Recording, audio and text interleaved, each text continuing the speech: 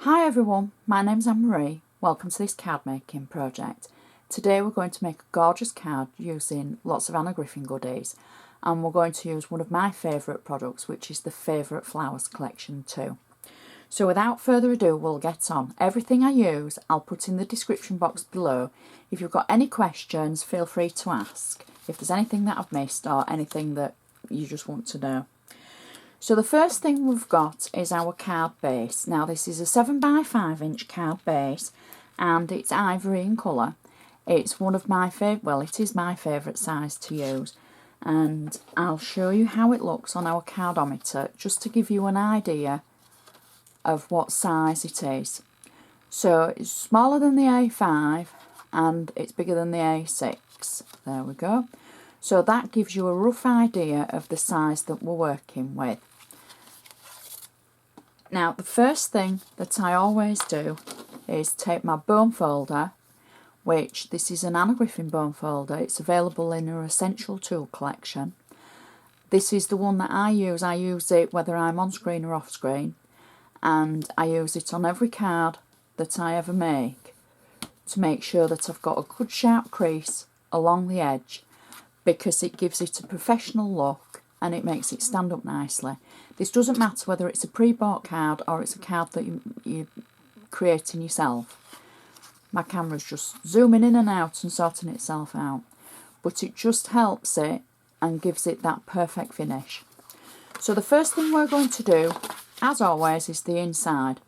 Now I've got to mention, this week I've had so many people thank me for doing the insides. And I just feel that we take so much time and trouble about doing the outsides of our cards. We use such gorgeous products to make them so pretty, and sometimes we need a little bit on the inside just to make that as pretty for when the person reads the message. So what we're going to do is I'm going to start with one of the 7x5 metallic card layers from Anna. This is the pale blue, and I've just slightly trimmed it to be able to fit for the inside of the card. There we go. So I'll just peel off my tape and add this to the inside. There we go. So that sits nicely for the inside. The next thing I've done is I've taken another piece of the metallic card and I've stamped on it using one of the 22 clear birthday stamps, and I've stamped all around the edge. Now I was very lucky because I cut the actual square and I found the stamp just fit perfectly. Normally I would check the size of the stamp, and I always use the nesting layer dies from Press Cut, the squares, and I would have found a die that would have fitted, but I was quite lucky on this occasion, it all fitted. So I've stamped it all around the edge and I've got double-sided tape on the back. Now what you can see there is a pencil mark with a V. Now this is just a tip that I want to give you. When I'm cutting or using stamps, etc., and I need to know where the top is of a paper to probably ensure that I don't put it on upside down or the wrong way around, etc., I just add a V. Normally it's not that big and not that dark, but I wanted to be able to show you. So I know that as I've stamped that, that is the top of my stamping. So I just thought I'd share that with you. So that is our stamped section for the middle that we've put in. Now I'm just going to finish this off with a hand cut embellishment. Now this I've taken from what we're going to use on the front of the card, which is one of the flocked layers. Now as you can see, I've trimmed this slightly and I've taken the centre of it out, and this is the centre of the actual layer that we're going to use. So I've got double-sided tape on the back of it, and I want to just add it to the centre. Now that's why I added the little mark to show where the top was, because I knew my embellishment would just fit nicely in the centre. So you've still got room for your to and from. Obviously there's not enough room for an essay or anything, so maybe if you're writing a letter, slip it in extra or write it on the other side. But you know, there's enough there for your sentiments to make sure the person knows that you care. So that's our inside, and it still folds flat.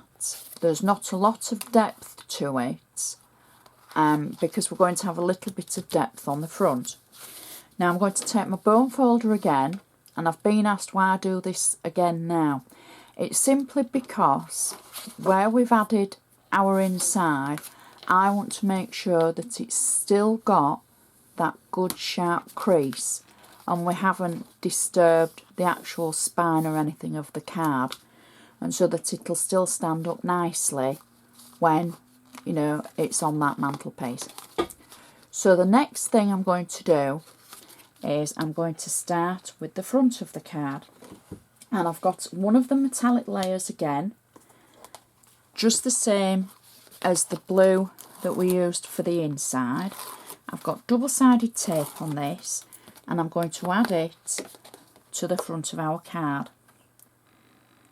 And I'm going to apologise if you can hear little knocks. There's a little flock of birds outside, and they're all sitting on the window pane, on the between the actual window pane of the glass, and it's as if they're knocking to come in. So that's our base layer of the card. Next, you've already seen the flocked layer. So this is from Anna's flocked layers, 7 by 5 inches in size. I've trimmed the sides of the pattern and the centre, and I've got flat double-sided tape on this, and I'm simply going to position it through the centre of the card.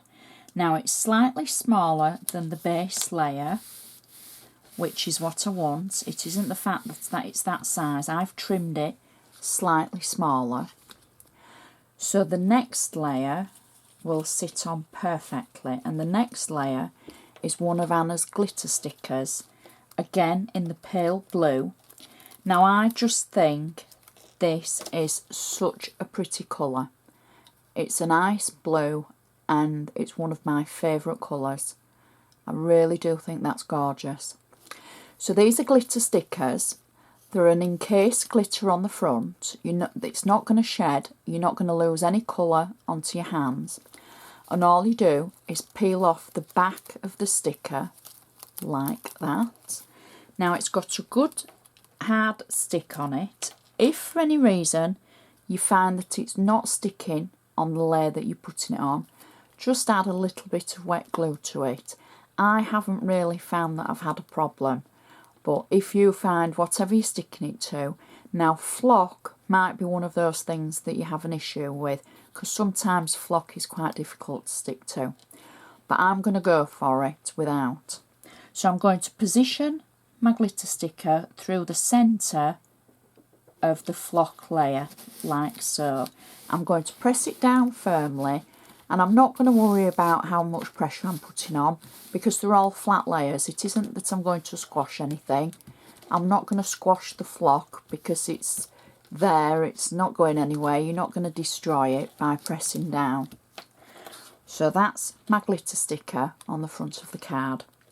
Next, I've got some of the blue poppies from my favourite flowers collection. My favourite flower collection, did you notice that? And I'm going to put one poppy to one side, and then I'm going to put another poppy to the other side, like so. There we go. And before I put any more on, I've got one of the favourite sentiment stickers, and it says Birthday Bests, and I'm going to simply pop this just so it sits between the poppy. Now, because it's layered, the poppy petals will go between the layers on the actual sentiment, so you'll be able to position it exactly where you want it to go. So I can slip that between the flower layers and make sure it's in the right position, like that. Don't be frightened of pressing your embellishments down to stick them down, because they're going to pop back up. They've got 3D foam between them, so you're not going to crush the foam unless you're really strong. So that's our sentiment. Now we're going to go back and put 2 more of the blue poppies on, like so, and 1 again. I should mention these are stickers, and you simply just peel the back of them away. And in the box, I think there's about 120 flowers, lots and lots of different ones, all so pretty and very useful. So that's our flowers on the card, and I'm just going to finish the card off with a little pre-made blue bow from Anna. Now I'm going to put it underneath the sentiment on this one, just for something different, because I think it just sits nicely underneath and finishes it off perfectly. And that is such a pretty card. Simple and easy, using some gorgeous products from Anna. I love the flocked layers and the glitter stickers together. And then the favourite flowers, there's so much choice. I could make a card every day. We're using different flowers with those. I just think it's so pretty. And then the inside matches perfectly with the flock from the outside. It stands up nicely.